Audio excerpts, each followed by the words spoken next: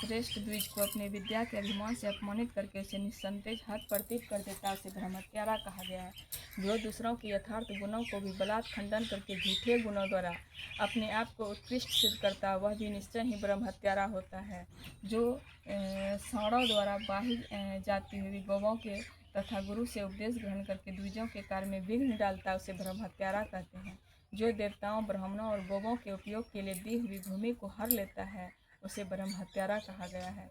देवता और ब्राह्मण के धन को हर लेना तथा अन्याय से धन कमाना ब्रह्महत्या के समान ही पातक जानना चाहिए। जिस किसी व्रत नियम तथा यज्ञ को ग्रहण करके उसे त्याग देना तथा महापंचयज्ञों का अनुष्ठान न करना मदिरापान के समान पातक बताया गया है। पिता और माता को त्याग देना, झूठी गवाही देना, ब्राह्मण से झूठा वादा करना, शिव भक्तों को मांस खिलाना और भक्ष्य वस्तु का भक्षण करना ब्रह्महत्या के तुल्य कहा गया है। वन में निरपराध प्राणियों का वध करना ब्रह्महत्या के तुल्य है। साधु पुरुष को चाहिए कि वह ब्रह्मा के धन को त्याग दे, उसे धर्म के कार्य में भी न लगाए, अन्यथा ब्रह्महत्या का दोष लगता है। गौवों के मार्ग में, वन में, गांव में जो लोग आग लगाते हैं वे ब्रह्म हत्या ही करते हैं। इस तरह के जो भयानक पाप हैं वे ब्रह्म हत्या के समान माने गए हैं। ब्राह्मण के द्रव्य का अपहरण करना, पैतृक संपत्ति के बंटवारे में उलटफेर करना, अत्यंत अभिमान और अधिक क्रोध करना, पाखंड फैलाना, कृतज्ञता करना, विषयों में अत्यंत आसक्त होना, कंजूसी करना, सत्पुरुषों से द्वेष रखना, पर स्त्री समागम करना, श्रेष्ठ कुल की कन्याओं को कलंकित करना, यज्ञ बाग बगीचे सरोवर तथा स्त्री पुरुषों का विक्रय करना, तीर्थ यात्रा उपवास तथा व्रत एवं उपनयन आदि का सौदा करना, स्त्री के धन से जीविका चलाना, स्त्रियों के अत्यंत वशीभूत होना, स्त्रियों की रक्षा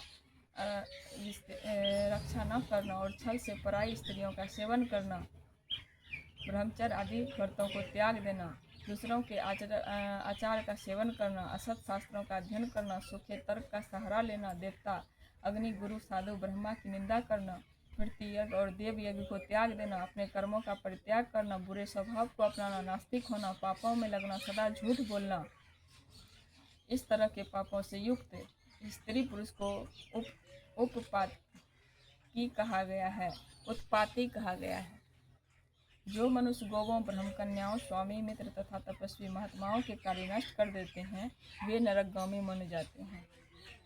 जो ब्राह्मणों को दुख देते हैं, उन्हें मारने के लिए शस्त्र उठाते हैं, जो द्विज होकर शूद्रों की सेवा करते हैं तथा जो कामवश मदिरापान करते हैं, जो पाप परायण, क्रूर तथा हिंसा के प्रेमी हैं, जो गौशाला में, अग्नि में, जल में, सड़कों पर, पेड़ों की छाया में, पर्वतों पर, बगीचों में, देव मंदिरों के आसपास मल मूत्र का त्याग करते हैं, बांस, ईंट, पत्थर, काठ, सिंह के कीलों द्वारा जो रास्ता ढूंढते रोकते हैं, दूसरों के खेत आदि की सीमा मेड़ मिटा देते हैं, छल से शासन करते हैं, छल कपट से ही कार्यों में लगे रहते हैं, किसी को ठग कर लाए हुए पाक अन्न अथवा वस्त्रों को छल से ही उपयोग करते हैं, जो स्त्री पुरुष मित्र बाल वृद्ध दुर्बल आतुर भीत अतिथि तथा बंधुजनों को भूखे छोड़कर स्वयं खा लेते हैं,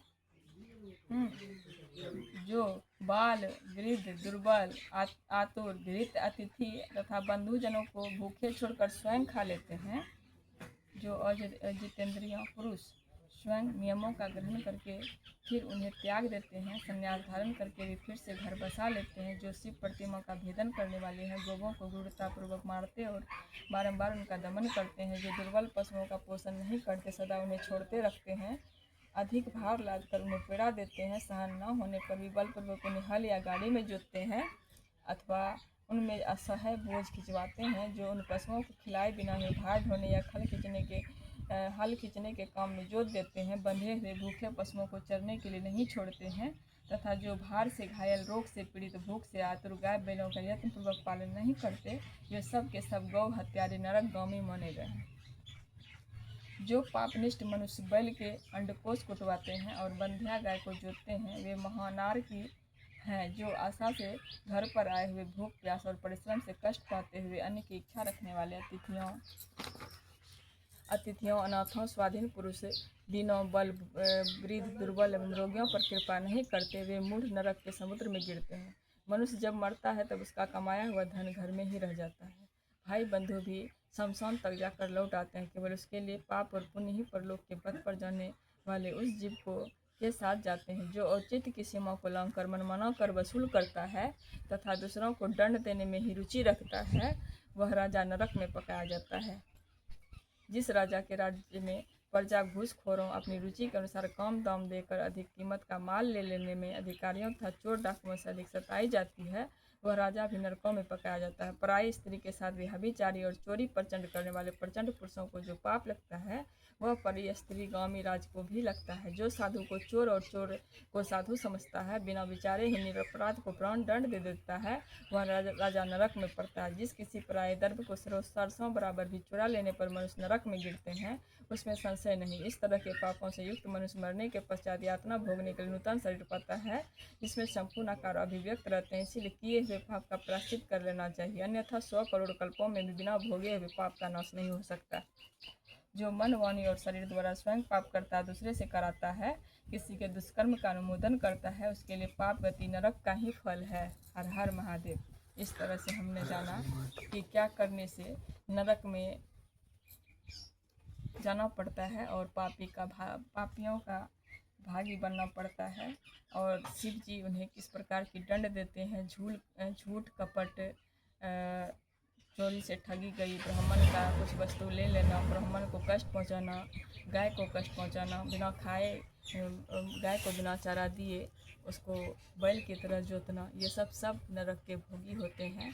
इसीलिए अब मनुष्य जन्म मिला है तो हमें चाहिए कि इससे मनुष्य जन्म को अनमोल बनाया जाए और अच्छे अच्छे कार्य किए जाए, अच्छी शब्द का उपयोग करें और जितना हो सके मनुष्य की सेवा करें। अगर रोगी गिरे हुए हैं, कमज़ोर हैं, तो अगर आप बलशाली हैं, आपके पास धन है, तो उन्हें देखकर उनकी मदद करनी चाहिए। इस तरह से तरह तरह के बहुत से पुण्य के कार्य मनुष्य के लिए शिव पुराण में बताए गए हैं, जो कि सभी को अपने जीवन में अपनाना चाहिए और मन में हमेशा दया का भाव रखना चाहिए। छल कपट नहीं करना चाहिए, किसी से झूठ नहीं बोलना चाहिए, किसी को कुशब्द नहीं कहना चाहिए, किसी की निंदा नहीं करनी चाहिए, किसी के बारे में अपशब्द नहीं बोलना चाहिए। यह सब शिव पुराण में वर्णित है और इसका जो भी उल्लंघन करते हैं वो नरक के भागी होते हैं, उन्हें नरक में पकाया जाता है। इसीलिए अब आप पर निर्भर करता है कि नरक में पकना है या भोले बाबा के शरण में रहना है। तो अपने जीवन में अच्छे लक्ष्य को अपनाइए, वही काम आएगा आगे चल के, आपको सुख समृद्धि मिलेगी और भगवान शिव का आशीर्वाद भी मिलेगी। इसीलिए आप लोग अपने मन, धर्म, कर्म सबको शुद्ध रखिए और पूजा पाठ में तल्लीन रहिए, झूठ फरेब से बचिए। हर हर महादेव। तो अब आगे की कथा है पापियों और पुण्यात्माओं की यमलोक यात्रा। पापियों और पुण्यात्माओं का यमलोक यात्रा क्या है, कल पढ़ेंगे इसके बारे में। आज की कथा को हम यहीं समाप्त करते हैं, फिर कल उपस्थित होंगे, क्योंकि थोड़ी सी कथा मुझे आदिशक्ति जगदम्बा जगत जननी माता का भी करना है, जिससे आधे घंटे का टाइम उसमें भी लगेगा। उसके बाद घर गृहस्थी भी है, खान पान भी है, सब कुछ को संभालते हुए, अच्छे अच्छे कर्म करते हुए, अच्छे अच्छे शब्दों का प्रयोग करते हुए और सही मार्ग पर चलते हुए हम अपने कार्य में तल्लीन हैं। आप भी रहिए। हर हर महादेव।